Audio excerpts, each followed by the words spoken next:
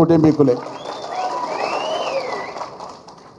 కొనుగోళ్ళు వానాకాలం సీజన్ రోహిన్ కార్డుతో వచ్చింది, మళ్ళీ తుకాలు పోస్తారు. వానాకాలం సీజన్ స్టార్ట్ అవుతుంటే యాసంగికి సంబంధించినటువంటి ఒడ్లను కొనడానికి కూడా చేతగానటువంటి దద్దమ్మ సర్కార్ రాష్ట్రంలో ఉండేటువంటి. ఎందుకు కొంటలేరు అని చెప్పి మనం అడిగితే, రైతులు ఆందోళన చేస్తే, మీడియా వాళ్ళు అడిగితే మేము ఇన్ని లక్షల మెట్రిక్ టన్నులు కొన్నాం కదా అని లెక్క చెప్తున్నారు. అది కొనాల్సింది ఎన్ని రోజులలో కొనాలి? రైతు కళాన్ని తీసుకపోతే 2 రోజులు 3 రోజులు 4 రోజులు అయిపోవాలి, ఎక్కువ. ఆ తర్వాత 3-4 రోజులలో డబ్బులే పడిపోవాలి. కేసీఆర్ కాలంలో మనం ధాన్యం కొన్నామంటే కాంట అయిపోయిందంటే 3 రోజులు 4 రోజులు 5 రోజుల లోపల ఖాతాలో డబ్బులే పడిపోయేది. చెల్ల దులుపుకుంటా మంచిగా ఇంటికి పోయేది రైతులు.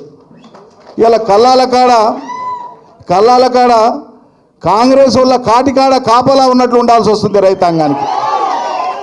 ఏం కర్మ ఇది? అకాల వర్షాలు ఒక దిక్కైతే మళ్ళీ ఈసారి ముందస్తుగా వానలు స్టార్ట్ అయిపోయినాయి. వానలు రావడం సంతోషమే వ్యవసాయానికి, కానీ వీళ్ళు కొనని కారణంగా, ఆలస్యమైన కారణంగా ఏమవుతుంది? తడిసిపోయి మొలకలు వస్తున్నాయి. కొన్ని చోట్ల మొలకలు వచ్చినటువంటి పశువులు తింటున్నాయి. రైతులు ఆందోళన చేస్తుంటే మా ధాన్యం కొనండి ఎత్తండి కొనండి అని ఆందోళన చేస్తున్నారు.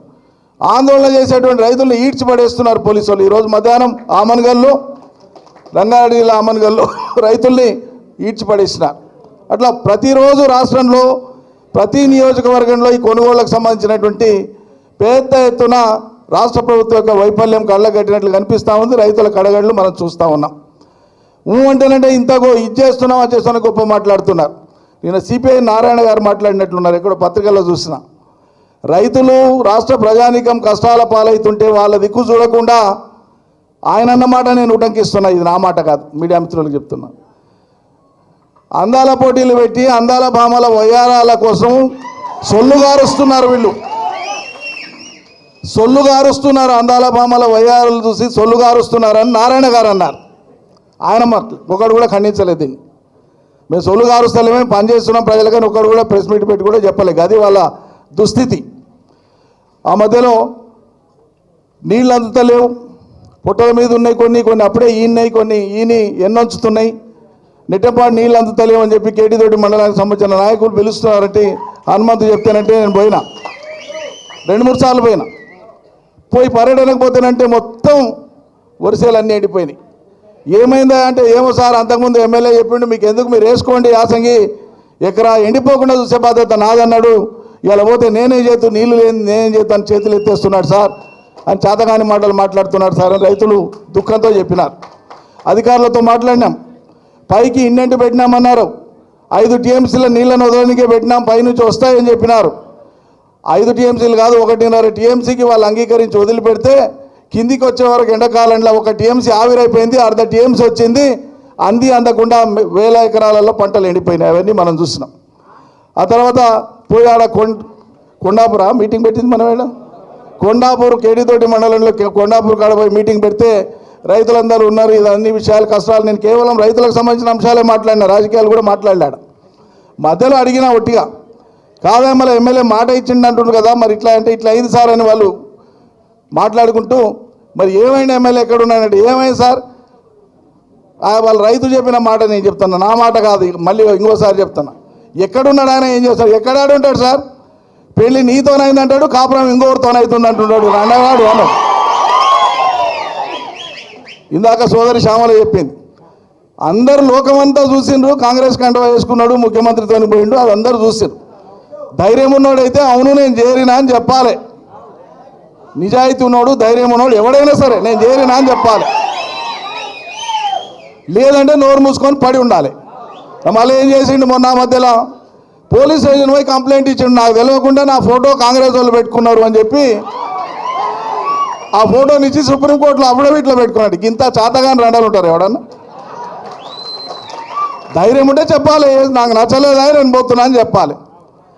ఊళ్ళల్లో పేద సాధలు ఎవరైనా సరే మనం చూస్తుంటాం, నచ్చకపోతే ఏ పో నువ్వు లేకపోతే నేను తల్లిగారింటి పోతే నేను ఇంకోటి చేసుకుంటా పోంటుంది, ఆమె ధైర్యం ఉండవుతారా? నీవు ఉండు నేను ఇంకోతో ఉంటా అంటారా ఎవరైనా? అంత అనైతికంగా ఎవరైనా ఉంటారా?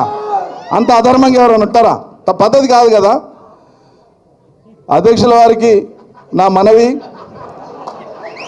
ఆ ప్రాంతంలో మళ్ళా వీడేమైనా పోయింట్లోకి వెళ్ళి ఏమైనా వస్తాడేమో అనేటువంటి ఒక అనుమానం ఉంది. అది మీ మాటల్లోనే వారికి ధైర్యం ఇవ్వవలసిందిగా నేను కోరుతా ఉన్నా.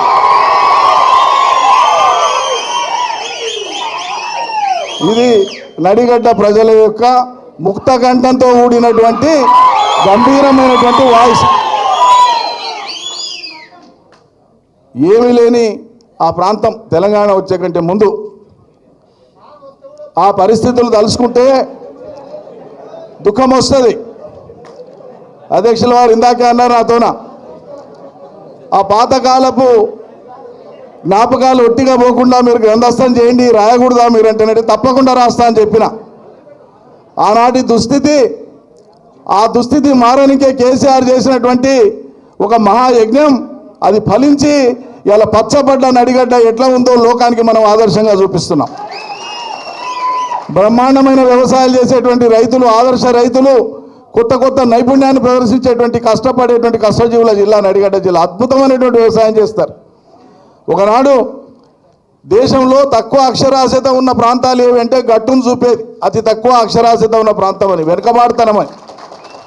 కానీ ఇలా గట్టులో ఆ ఇసుక దిబ్బల్లోనే బంగారం పండిస్తున్నారు, అద్భుతమైనటువంటి వ్యవసాయాలు చేసి చూపిస్తున్నారు. అక్కడ కాలేజీలు వచ్చినాయి. వైద్యం అయితే వైద్యం కోసం, వైద్య సహాయం కోసం పోతే కర్నూలు పోవాలి, లేకుంటే పట్నం రావాలి. చదువులంటే రాయచూరు పోవాలి, లేకుంటే కర్నూలు పోవాలి, లేకుంటే పట్నం రావాలి. స్థితిమంతులే పట్నం వచ్చేది. పేద సాధలకు గద్వాలు దాటిపోయే శక్తి కూడా ఉండేది కాదు. అందుకే 5వ తరగతి, 6వ తరగతి, 7వ తరగతి, 10వ తరగతి దాటితే వాడు మహామనగాడు. కానీ ఇవాళ తెలంగాణ తెచ్చిన కేసీఆర్ గద్వాలలో ఒక మెడికల్ కాలేజీ పెట్టి, ఒక 600 పడకల ఆసుపత్రిని పెట్టి, ఈరోజు అద్భుతమైనటువంటి రీతిలో జిల్లా కలెక్టరేట్ని పెట్టి, ఎస్పీ కార్యాలయాన్ని పెట్టి, 55 జిల్లా స్థాయి కార్యాలయాలను ఏర్పాటు చేసి ఇలా పాలనను ప్రజల చెంతలోకి తీసుకొని వచ్చినాడు.